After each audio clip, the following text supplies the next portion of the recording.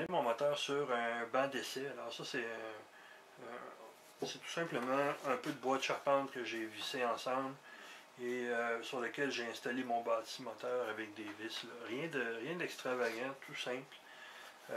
Par contre, ça me permet d'utiliser un chevalet ou un tréteau sur lequel je peux fixer tout mon assemblage. Et c'est ce que j'ai fait pour faire le rodage du moteur. Alors, pour ceux d'entre vous qui ne connaissent pas ce que c'est le rodage du moteur, alors, quand un moteur est neuf, l'usinage des pièces fait que le moteur n'est pas parfaitement ajusté. Alors, toutes les pièces ne sont pas parfaitement ajustées l'une à l'autre. Entre autres, enfin, plus précisément, on parle du piston dans le cylindre.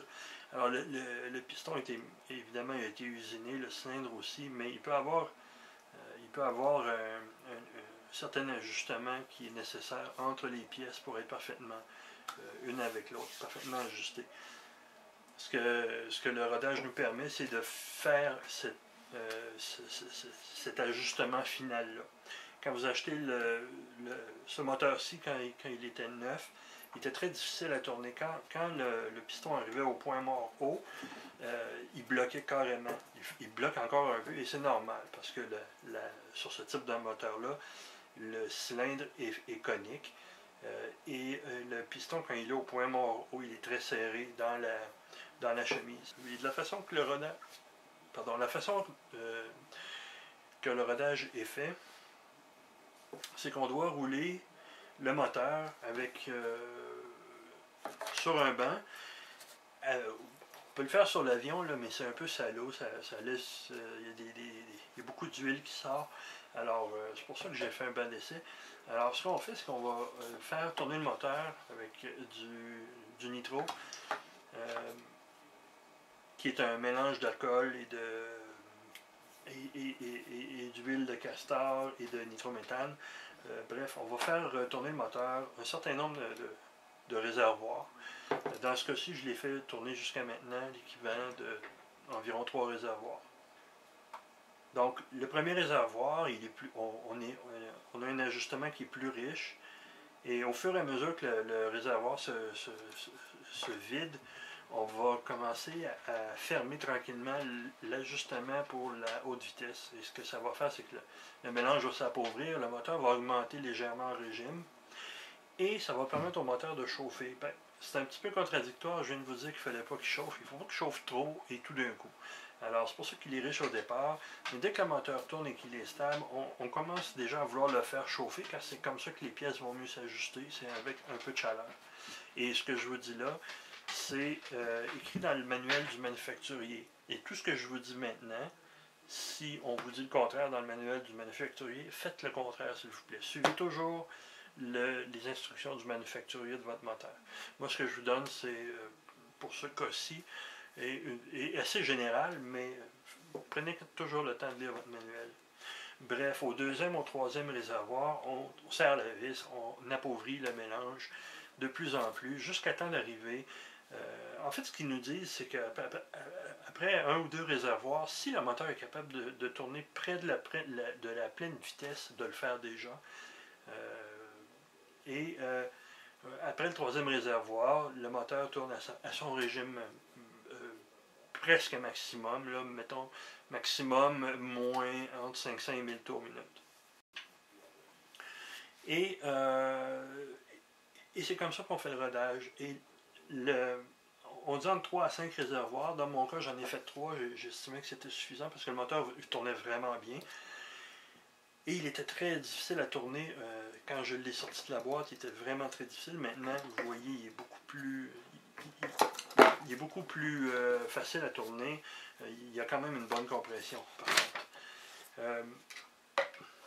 Le dernier réservoir pour le rodage va se faire au sol, monter sur l'avion.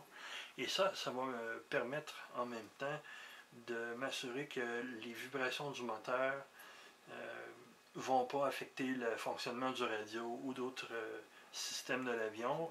Ça va m'assurer aussi que l'ensemble de l'avion est résistant à toutes ces vibrations-là.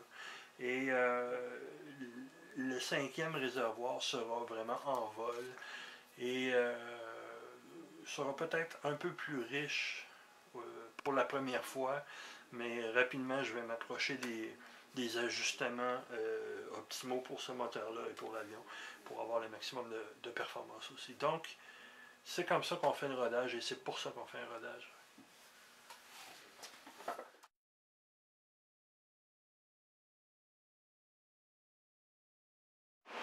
Bon, les retouches sont faites, j'ai ajouté certaines pièces ici, des pièces un peu décoratives sur le dessus, j'en ai une aussi, j'en ai là, et j'ai en avant ici l'espèce de support pour la caméra ou ce truc-là ici. Alors, comme c'est pas un modèle 100% à l'échelle, je me suis pas cassé la tête pour les faire parfaits, juste pour que ça ait l'allure générale de l'avion. Maintenant, je me prépare à la peinture et j'ai 2 tons de gris, si vous vous rappelez bien, et je suis en train de regarder sur les photos que j'ai ici, comment les couleurs sont réparties sur l'avion. Alors on voit que le dessus de l'île est plus foncé, il y a des zones plus pâles ici. Maintenant, ce que je vais faire avec un crayon, je vais simplement marquer les zones où je veux du foncé et du plus clair.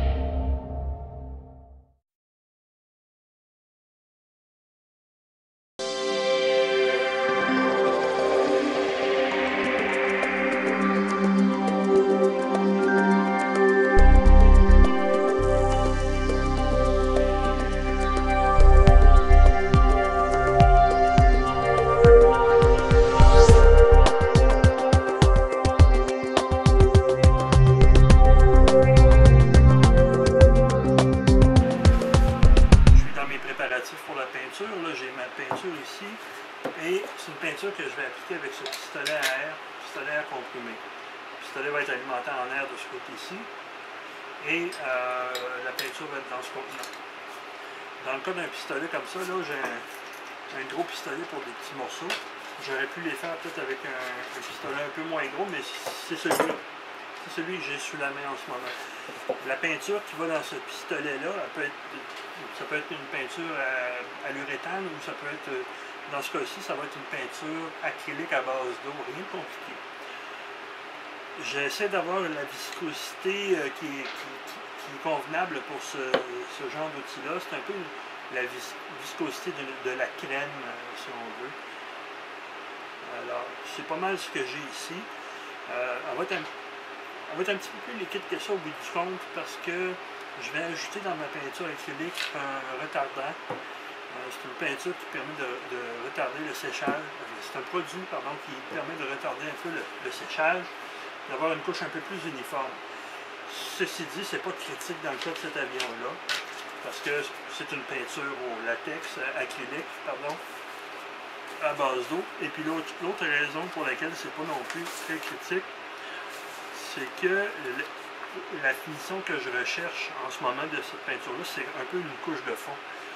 Parce qu'il va y avoir du vieillissement qui va être ajouté sur les panneaux ensuite, soit avec des poudres ou avec des jus. Donc, encore une fois, c'est pas critique, l'uniformité, la texture, etc. L'important, c'est que j'ai une bonne couche de base à la grandeur.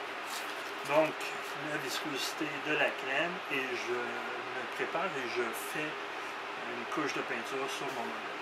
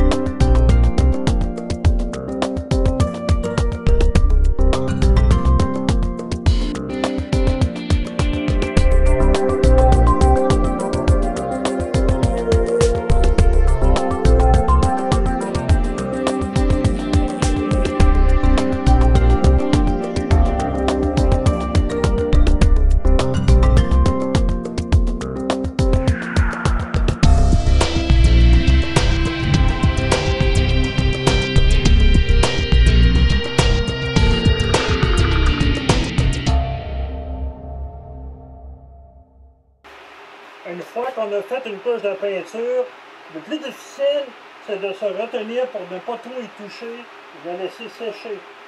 Maintenant, je ferme tout ça, je reviens dans une demi-heure.